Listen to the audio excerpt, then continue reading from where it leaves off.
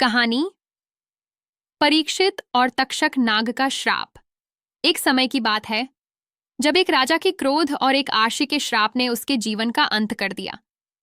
यह कहानी है महाभारत के बाद के राजा परीक्षित और तक्षक नाग के श्राप की। राजा परीक्षित अभिमन्यु के पुत्र और पांडवों के वंशज थे। वे एक धर्मात्मा और न्यायप्रिय राजा थे। एक बार शिकार पर निकले परीक्षित को बहुत प्यास लगी। वे एक आर्षि शमीक मुनि के आश्रम पहुंचे। आर्षि अपनी तपस्या में लीन थे और उन्होंने परीक्षित को कोई उत्तर नहीं दिया। परीक्षित भूख प्यास से व्याकुल और आर्षि के मौन से क्रोधित होकर पास पड़े एक मरे हुए सांप को आर्षि के गले में डाल दिया और वहां से चले गए।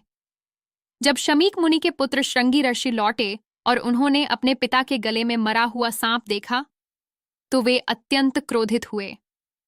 श्रृंगी आर्षि ने तुरंत राजा परीक्षित को श्राप दिया कि उन्हें 7 दिनों के भीतर तक्षक नाग काटेगा और उनकी मृत्यु हो जाएगी। जब शमीक मुनि को इस श्राप के बारे में पता चला तो उन्हें दुख हुआ, लेकिन श्राप वापस नहीं लिया जा सकता था। राजा परीक्षित को जब श्राप के बारे में पता चला तो उन्होंने अपनी गलती स्वीकार की और अपना जीवन धर्मपूर्वक बिताने लगे। उन्होंने खुद को एक सुरक्षित स्थान पर कैद कर लिया और आर्षि मुनियों से ज्ञान प्राप्त करने लगे।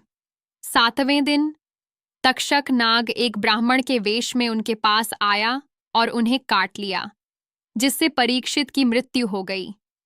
यह कहानी क्रोध के दुष्परिणाम, कर्मों के फल और नियति की अटल शक्ति को दर्शाती है।